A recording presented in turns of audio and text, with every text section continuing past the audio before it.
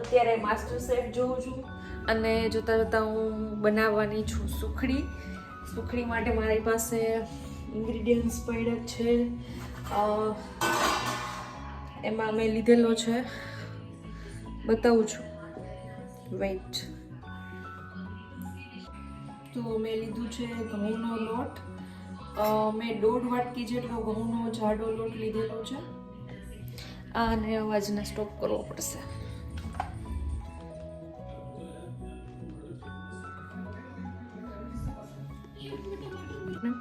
તો એમાં સૌથી પહેલાં તો જોશે આ ઘઉંનો કરકરો લોટ. ભાખરીનો જે લોટ હોય ને એ 1.5 વાટકી લીધો છે મેં. 1.5 વાટકી લીધો છે, બતાવું છું. એની સાથે 1 વાટકી ઘી, 1 વાટકી ગોળ અને થોડાક અહીંયા મેં ડ્રાય ફ્રૂટ્સ લીધેલા છે.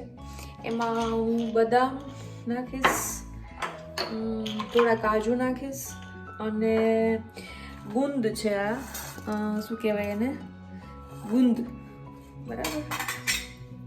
શેનો હોય એ નથી ખબર, પણ ગુંદ કહેવાય એટલી ખબર છે. અને આ છે કોકોનટ પાવડર. તો આટલા ઇન્ગ્રેડિયન્ટ્સ જોશે. એમાં હું બનાવીશ મસ્ત સુખડી.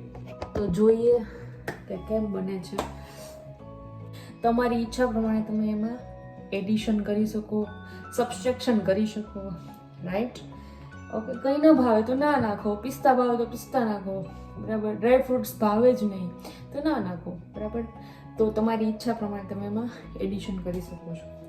ઓકે, તો બનાવવાનું સ્ટાર્ટ કરીએ. સૌથી પહેલાં હું અહીંયા એક કઢાઈ લઈ લઉં છું. એમાં 1 વાટકી ઘી એડ કરી દઈશ.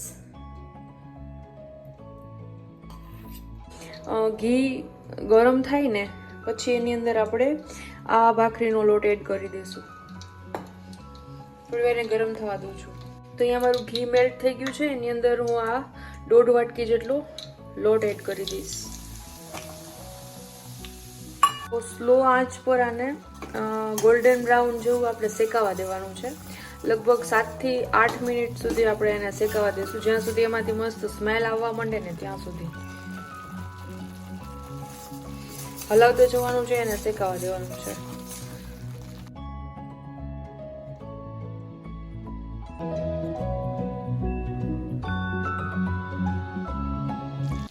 આવી રીતે એને શેકાવા દેવાનું છે. હજુ પણ થોડી વાર શેકાવા દઈશું.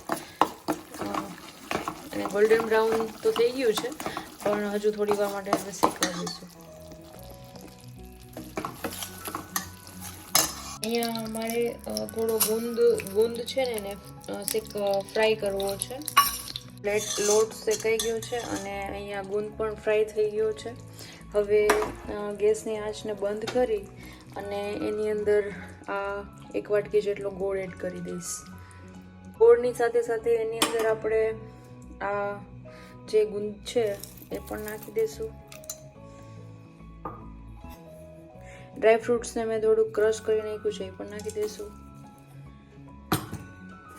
આ કોકોનટનું ખમણ લીધેલું છે મેં, એ પણ નાખી દઈશું આની અંદર. થોડું ઉપરથી આપણે રાખશું ગાર્નિશિંગ માટે. બધું મિક્સ કરી લીધું છે. હવે અહીંયા એક પ્લેટમાં મેં થોડું ઘી લગાવી દીધું છે. એની અંદર આ બધું આપણે એડ કરી દઈશું.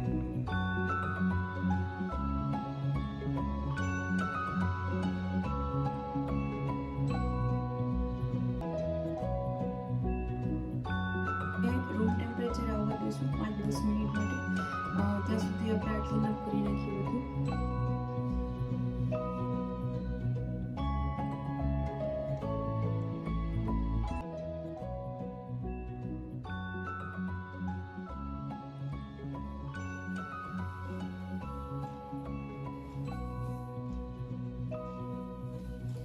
તો સુખડી જે છે એ રૂમ ટેમ્પરેચરે આવી ગઈ છે.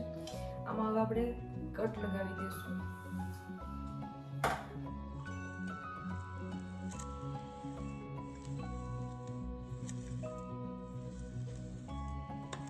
તો અહીંયા સરસ કટ થઈ ગઈ છે સુખડીને. હવે આને થોડી વાર માટે રેસ્ટ આપી દઈશું ને પછી આપણે આને એક એર ટાઈટ ડબ્બામાં ભરી દઈશું.